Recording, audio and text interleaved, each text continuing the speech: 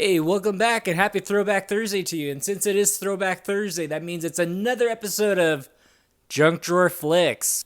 Don't forget, Junk Drawer Flix is about shining a light on those forgotten gems. These movies might have been frowned upon at the time. However, looking back on them now, they were probably more ahead of their time more than anything. And since we did a poll the last time for this episode of Junk Drawer Flix, I will not be needing to go inside the junk drawer because we clearly have a winner. We're going to be doing the Junk Drawer Flix presentation on Nothing But Trouble. Nothing But Trouble was directed by Dan Aykroyd, written by Dan Aykroyd, and his younger brother Peter Aykroyd. This film has an all-star cast of Chevy Chase, Dan Aykroyd, Demi Moore, John Candy, and it even has a musical performance by Digital Underground. Nothing But Trouble has a blend of silly comedy and horror. The basic formula for this film is a horror movie. We've seen this before. A group of people go on a road trip. However, they go in a rural town that they never heard of, and they get captured by a family. And what we find out is that this family is judge, jury, and executioner. What I find very interesting about this movie is it has very sappy comedic elements and also has very strong horror elements, I must say, which is very normal for anything that was made in the 1980s. Everything that was made in the 1980s had elements of horror in it, whether it was a kid's movie, whether it was an action movie, or if it was just a horror movie. Everything was involved with horror in the 1980s. So I found that very interesting just because the fact that in the 1990s, that kind of element of comedic and horror and kind of monster vibe was kind of being phased out. This horror genre was kind of changing.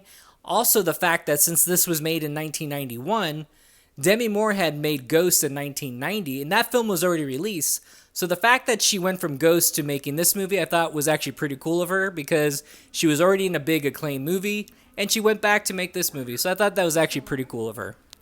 Another great thing about this movie is that John Candy and Dan Aykroyd are both in the film, and they play multiple parts in this movie. They play these parts very well. It's kind of sappy at points, but it's actually very entertaining at the same time because you get two John Candys and you get two Dan Aykroyds. Now, if you ever go back and watch the original Ghostbusters, which is written by Dan Aykroyd, you'll notice that the movie's written more of a straight kind of supernatural horror film with some comedic elements. Now, Dan Aykroyd is very much into the occult, supernatural stuff, and also alien invasion type stuff, which is actually pretty cool, which makes him a very good writer.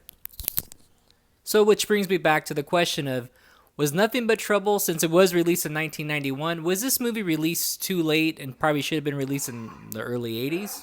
Makes me wonder, if the studios got some young director and rather letting them make their own movie, if the studios actually said, hey, remake something that's already been done before, would they remake this and just make it into a straight horror movie? Might be easy because the work's already done for them. Could happen. So unfortunately, I don't know if Nothing But Trouble is streaming anywhere. However, I have a DVD copy of it. Actually, I have two. So hopefully you can find it somewhere. Maybe it's on Amazon somewhere you can rent it.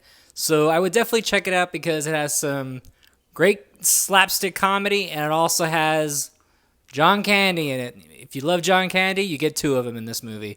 Also, you get two of Dan Aykroyd. So hopefully you like what you see here. Don't forget to hit like and subscribe. I'm Mike the Movie Misfit. I'll see you at the movies. Get more out of life. Go out to a movie.